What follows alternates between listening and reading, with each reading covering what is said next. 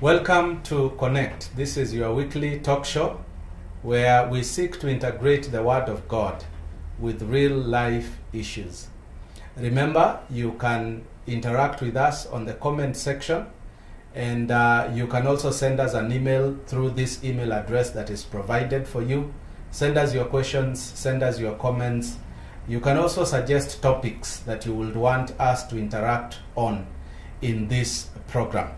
Today, Winnie, we have a very interesting topic. We are talking about self-leadership. Yes, leading yourself. Leading yourself. Yes. And we want to help our viewers to know why they need to self-lead, if I may put it that way. Yeah, because the challenge with leadership is that many of us, many people who have no positions, don't count themselves as leaders. And in fact, I think if you call a leadership meeting in church, it's only the people with a leadership position that will come. The rest don't think they are leaders. Wow.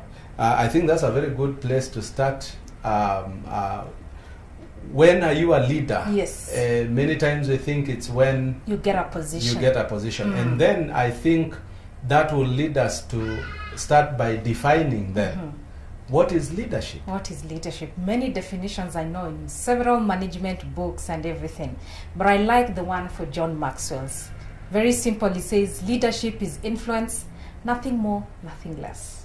Leadership is influence. Yes. Nothing more? Nothing less. And so anyone can influence. Yes. Or even putting it differently, our viewer is an influencer. Wherever they are. Wherever they are, they must be influencing something or somebody or a cause. And I think last week we said for parents, we said your children are learning from you from age 0 to 7. They're just learning. So that means even when you're a parent, you're definitely a leader. You are leading somebody who's learning from you. It's just like downloading files. Yes. And so it is very important then that we get to this topic of self-leadership. And at the same Maxwell, talking about change. And I think this would also apply on leadership. He said that, you cannot change the world unless you first change yourself. And then in one of his books, he gives a very interesting story. He says of this man who thought when he was young, he thought, I can change the world. And so he embarked on a journey of changing the world.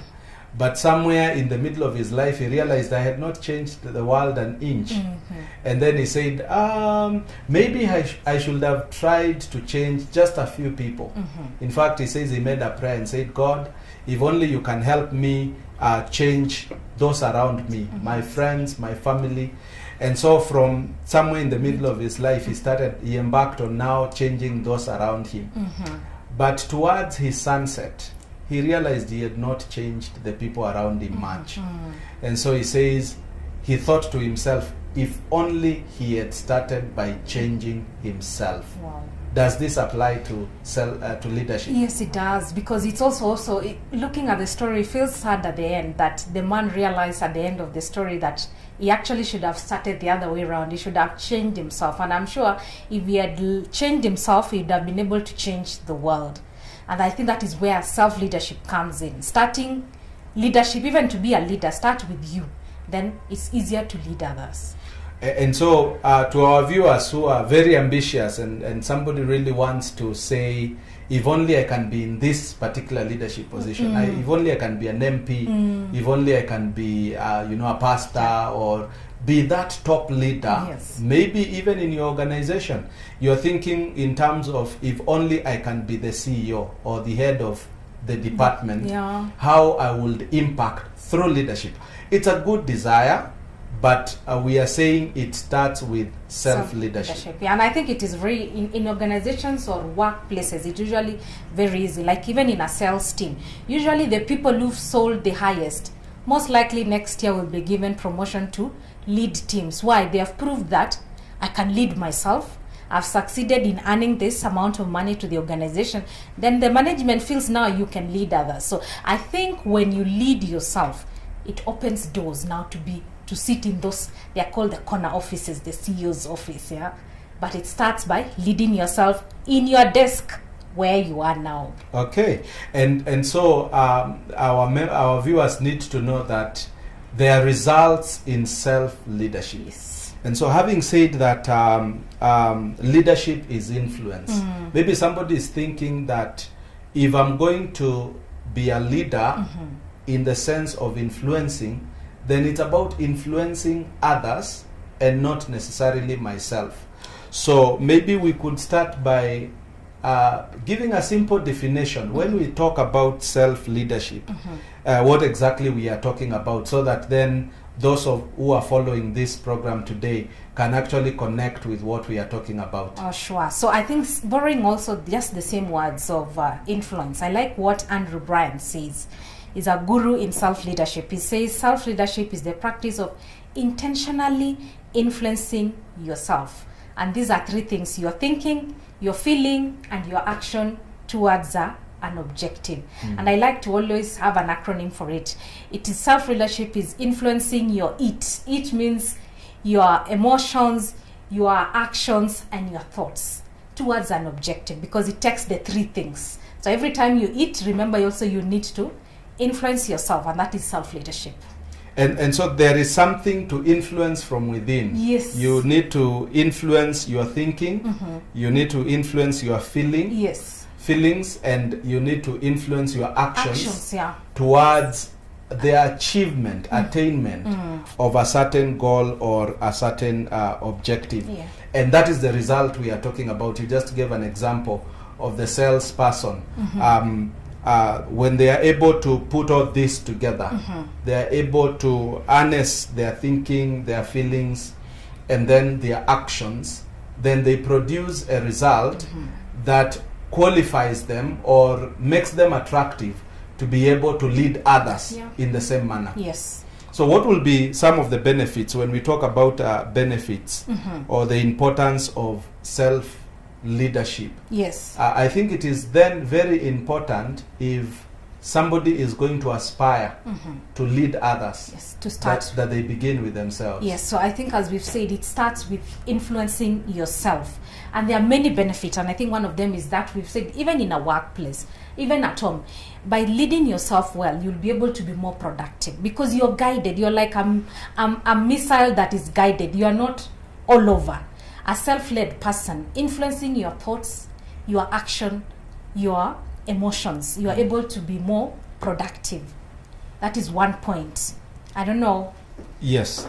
And the other thing I'm also thinking about is the fact that self-leadership puts an individual on a journey. It puts you on an intentional path that prepares you and equips you. We see this journey in the life of a Bible character. And this Bible character is none other than David. And for this to happen in self-leadership, and especially now even addressing you as a Christian, what are some of the things that we can learn from David that we can apply in our own lives before we talk about the pillars of self-leadership? I am seeing three things. That the first one is that self-leadership includes or involves a leader first being a leader in the closet. Being a leader in the closet. And what do I mean by this? When you look at the life of David, the first time we interact with David in 1 Samuel chapter 16 verse 11, it's when Samuel went to Jesse's house to anoint a king for Israel after God had rejected Samuel. Had rejected Saul, all right? And so Saul goes to this house of Jesse, and his sons pass before him. And God says, no, it's not that one. No, it's not that one. And then we are told all the sons had passed before Samuel. And then Samuel is asking, are these all your sons? Then that's when David first pops up. And Jesse says, there is another fellow. He's out there in the wilderness taking care of the sheep. So it's like he was not in the parade. He was not in the parade. He was not in this auspicious occasion when a prophet has when come a prophet has visited the home of Jesse He's to forgotten. anoint the king of Israel. He's missing in action. He's missing in action. But there is something we see here. You know, from the face value, David is out there in the wilderness caring for his father's sheep. But I see David out there in the wilderness leading himself. He's engaging in self-leadership. There are things he does there. He has a strategy. He learns how to solve problems. He learns how to be compassionate. And these are not big problems, sheep problems. They are sheep problems. Yeah, all right? yeah. That's where David learns compassion. And is one of the compassionate leaders in that history. Israel Ever had. Or maybe we could even say any king that we've had, a human king. David fits that position of a compassionate leader. And we see that in his writing. In fact, we are told that in the Bible that he led God's people with compassion. Wow. And the skillfulness, integrity of his heart, and very skillfully and with compassion. That is the kind of a leader. Where did he learn these skills? In the fields out there. In the Sheep wilderness. business. Sheep business. Yeah. But secondly, this self-leadership, for a Christian, you must first be a leader before God. Still again, drawing from David's life. He's out there in the closet. The only person seeing him is God. All by himself and God. All by himself and God. And we see this again in 1 Samuel 13, verse 14, where God himself now gives a testimony. God says, I have found a man after my own heart. That is a huge CV. It's a huge CV. So when we are talking about self-leadership, we are talking about first a leader being a leader in the closet, and that's where you work on your thinking. That's where you work on your feelings, so that then it informs you and gives you good results. Your actions. And secondly, we are saying that then a leader must, in that closet, you may think nobody is seeing, but God is seeing you. And God is the one who appoints us. It's true. And he watches. He watches. And he gave a testimony. And gave a testimony over David. And I pray that could be the same for all of us. Sure. Before people can celebrate us out there, that as a leader, you've worked on yourself in the presence of God, that God actually celebrates you. So you're saying it is not important for us to wait for the positions. Because all of us are saying, I need a position of leadership. I need to be a Sunday school leader here. I need to be what before I'm a leader. So you can be a leader wherever you are in your own closet. Yes. And that is very important, because in that closet, that is where self-leadership is happening. There are things that are developing while you are in that closet where nobody else is watching. There is a lot of influence that is already taking place, and leadership is taking shape at that particular point. It's true. And I think somebody would be asking, why should I lead myself? I mean, I am alone here with myself and walking. And I think I want to say something that interestingly, why you also need to be deliberate about self-leadership is that most of us live in a reactionary mood. That's why you have to be deliberate and say, I'm leading myself. So that, I think, as we said, if you have a goal, you start working towards the goal, because usually it's very easy for us to just go back to reaction. You wait until somebody talks to you, then you react. You wait until a circumstance happens, then you react. But leadership now is preparing, being ready, influencing yourself, moving towards a goal. I think that's what you're trying to say. And so self-leadership prepares a leader to lead. Yes. And not to just be reactive. That the leader is ahead of situations. Yes. The leader is ahead of the pack. The leader is influencing and causing others to be on a certain trajectory as he takes the lead. And you see now and I think in the 21st century also you can never pretend. I think long time ago you could be a fake leader, the one the Bible says you are a sheep in goat skin, but nowadays it is very hard. A wolf in sheep's skin. skin. Yes. But I think in this century it is getting hard. So I think it's just important to do the right thing. Just lead, because people will always come to look, and they'll give testimonies even online and say, that's fake, that's a fake character, and they'll share pictures. Oh, so when you work on it's like self-grooming. You know, yes. when you work on yourself as a leader in the closet, you are able to come out as an authentic leader. Yes. And people will be able to see that this is a leader that we can follow. And is a leader who can influence a certain direction. Yeah. But the third thing I also see that is very important for self-leadership is what again I see in David's life. And this is being a leader first in small things. So being a leader first in the closet, being a leader first before God, and being a leader first in small things.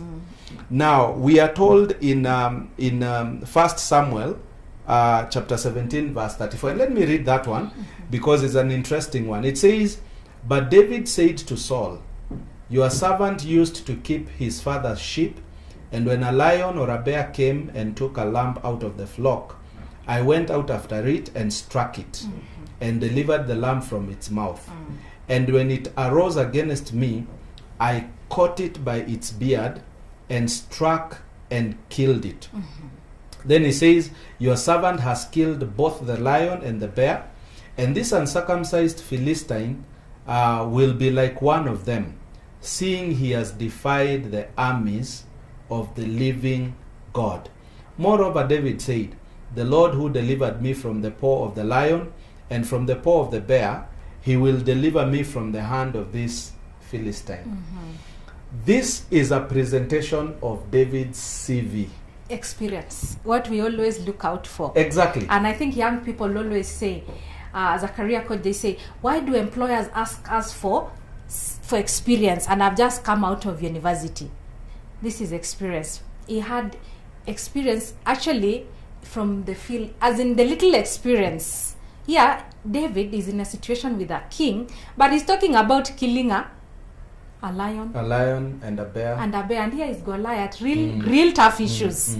So it means every experience is important. They are no small, as you're saying. Nothing is really too small to ignore. Start where you are.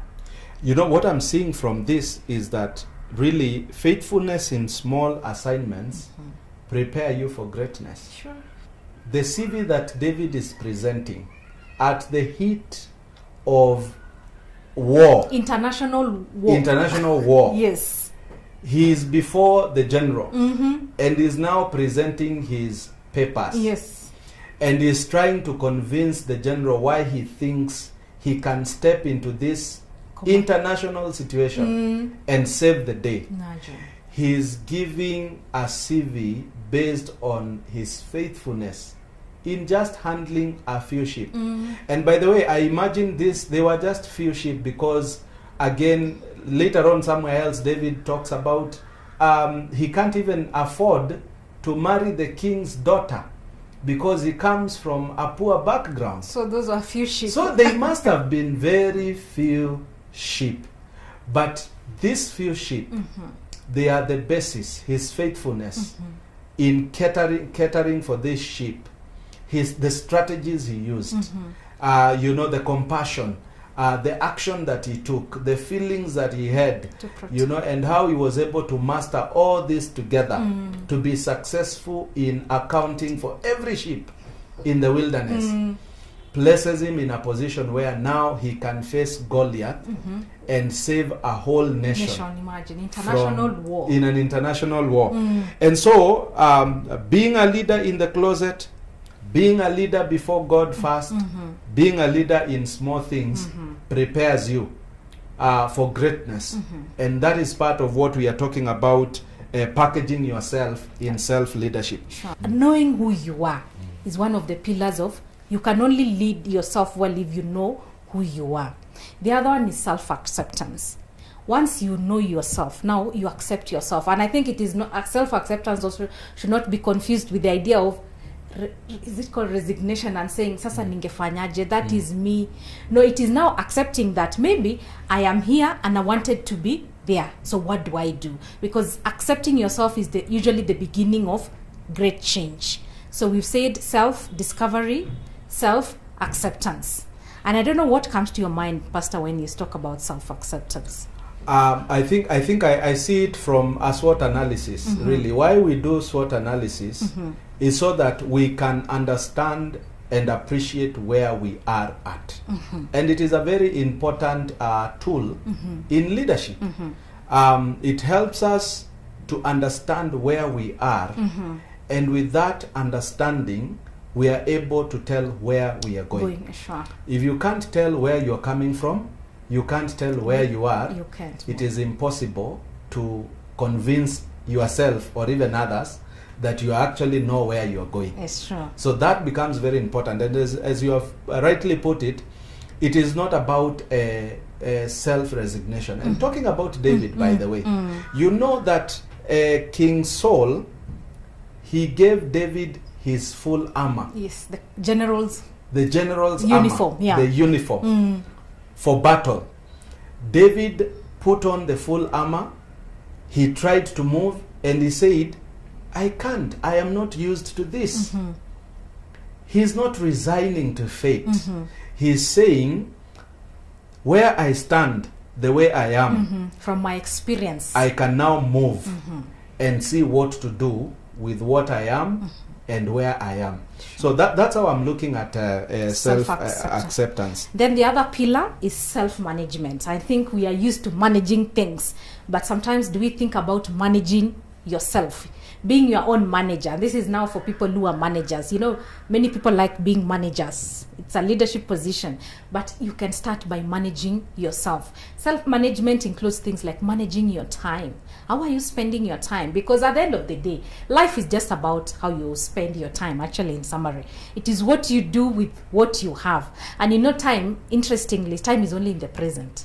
It's just now. It is what you do now, because even if you say you'll do it tomorrow, it will be a moment in tomorrow. So things like self-management, goal setting, how you manage, you organize yourself is a pillar in self-leadership. And the other one is managing your self-growth. Are you growing as a person? Are you growing? Are you better than what you were last year, for example? Are you better than what you were yesterday? And I think it's Maya Angelou says, when you know better, you do better. As in, once you are able to grow, you do better. But you also have to be deliberate about self-growth. And self-growth is not natural. And I think you can look at the example of trees. What happens when you are a farmer and you go to your farm and you realize your crops are not doing well? They are yellowing, the leaves are yellowing, and they are not as green. What do you do as a farmer? Do you just leave it like that? No. You go and look for fertilizer. Maybe it is water. But sometimes, do we think of ourselves also in our growth journey that there's something you need to put in yourself to grow and bloom and yield fruit? As I think, as the Bible says, being fruitful. So you have to grow. Yeah. And you know, again, going with the old wisdom, it says you can never lead people or take people where you have not been yourself. So self-leadership requires that there is a sense of growth in yourself. Yeah. And it has to be intentional. And you know, many times people don't think of growth. People think of growth as an end in itself. Growth is a means. So we never stop growing. Oh, yes. The moment we stop growing, we stop influencing, including even influencing yourself, our own selves. This is a very interesting conversation, talking about self-discovery, self-acceptance, self-management, talking about self-growth, talking about being a leader first in the closet, being a leader first before God, being a leader first in small things. And all this, we sum it up with a very simple statement, self-leadership. Yeah, sure. And that is what we are inviting our viewers to know today. You can connect with us through the email address provided below. Remember, you can also connect with us using the comment section. Let us know your thoughts. Let us know your feedback. Let us know your questions, or even topics that you would want us to engage over in this talk show. So this has been Connect, where we go beyond Sunday. God bless you.